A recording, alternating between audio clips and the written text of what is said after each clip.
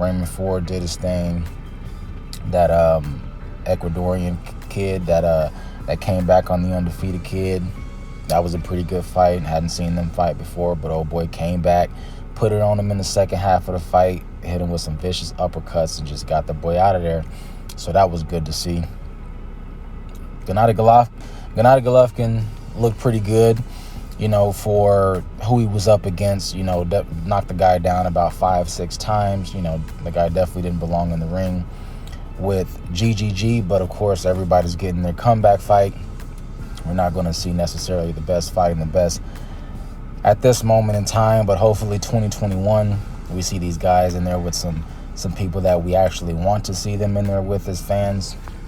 I think a lot of the fans sometimes block the fights, with just the excuses that they give the fighters. Sometimes, people protecting their favorite fighter, the thought of them losing,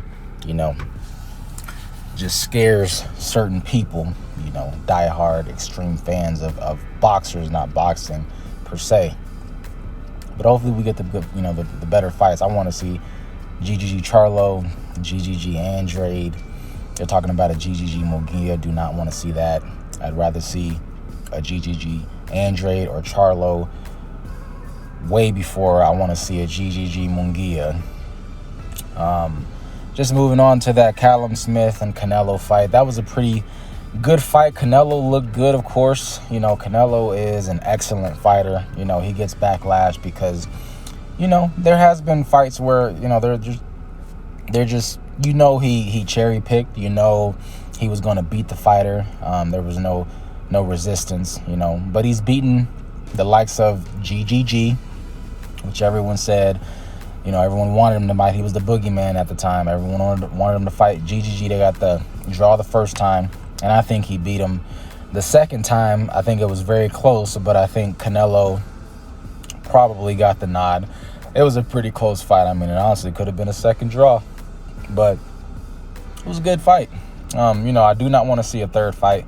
I want to see Canelo, if he's going to stay at 168, fight the likes of a Benavidez, Caleb Plant, Billy Joe Saunders, because he definitely didn't fight the best at 168 last night. And Callum Smith, he is not the best at 168. They were hyping him up as being the best at 168, and he's not. He clearly showed that he wasn't the best. I think all the other three champions beat him. David Benavidez isn't a champion. He got stripped, lost his belt on the scales, I believe. But still, Caleb Plant beats Callum to me. Billy Joe Saunders would beat Callum to me. Callum was very basic. He didn't have much to offer. He had a weak jab. His combinations were pretty weak. His body punching was just terrible. I don't know what kind of body punching, or who taught him, where he's getting, where he's learning, how to throw a body punch. But just everything was off. He definitely needs, I don't know if he needs another trainer and all this kind of stuff. I don't think Callum has a whole lot to offer. He's a basic boxer. He is tall and rangy, and, he'll probably give some people some problems because of his height. And he does throw a jab. It's just a weak jab. He does throw a hook. He throws to the body. It does like a little 1-2 3-punch combination, but it's all weak, not sitting down on any of it. And he seems easily countered. Got walked down by a 5'8" Canelo. Was just picking his shots off, countering. Canelo looked masterful in there, which he always does. Canelo's a great fighter. Of course he will look masterful. I thought he looked great. But like I said, I want to see him against a Plant, Saunders, Benavidez. We'll see how he does against those fighters. I think all of those fighters give him all he could handle and possibly can beat Canelo. I do not want to see him go up to 175 and fight Beterbiev. That's pointless. I do, however, want to see him go back down to 160, considering he's still holding a belt at 160, so he could fight the likes of a Charlo. If all the work is at 160 right now, drop the WBA belt. Why are we still holding the WBA belt if we don't plan on defending it at 160? We can't get a unification between Andrade Charlo, can't get a unification between GGG or GGG Charlo, GGG Andrade Charlo. Where are these unifications at? No one's talking about these unifications. Demetrius Andrade has a belt. Charlo has a belt. If everybody else is ducking, why can't these two put it together? It's not the promoters. It's not the politics. These guys can put the fights together. They give us the fights when they want to get the fights. But fans need to put the pressure on the managers. Put the pressure on these fighters. Put the pressure on these networks. These like I said, the fighters, promoters, managers. Just put the pressure on these people to make the fights that we want to see. Hopefully in 2021 we get that. I do not want to see an Earl Canelo. Earl needs to fight Terrence Crawford or Manny Pacquiao. Do not want to see an Earl Spence Canelo. Could care less. Let's get Charlo undisputed at 154. Can we make these fights? I do not want to see a Canelo Yildirim. If I see a Canelo Yildirim next, I'm going to lose my mind.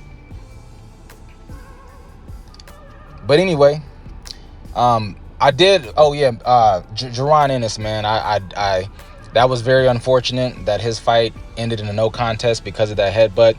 I was really looking forward to Jaron Ennis. He is a huge problem at 147. I just want him to sit down on his punches a little more and stop playing so much in the ring. But I know that's the level of competition. Obviously, if he was in there, somebody who would make him pay for those mistakes, he would not be playing so much. So I get it.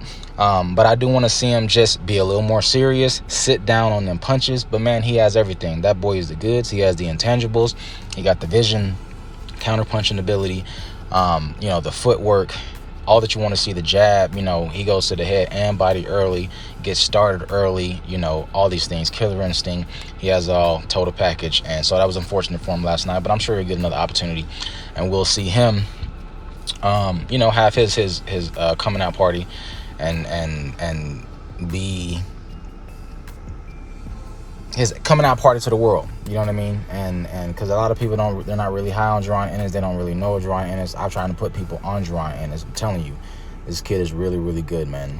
And Virgil Ortiz, people are mentioning Virgil Ortiz, but I think Ennis would beat Virgil Ortiz. But that's just me. Anyway, that's my thoughts on the fights, man. I gotta go back to the drawing board, see what's next weekend. Definitely catch me on the next post-fight recap. I do appreciate you guys for listening. If you enjoyed the video, please give it a like and hit the subscribe button for your boy. It's your boy Phils, and I'm out.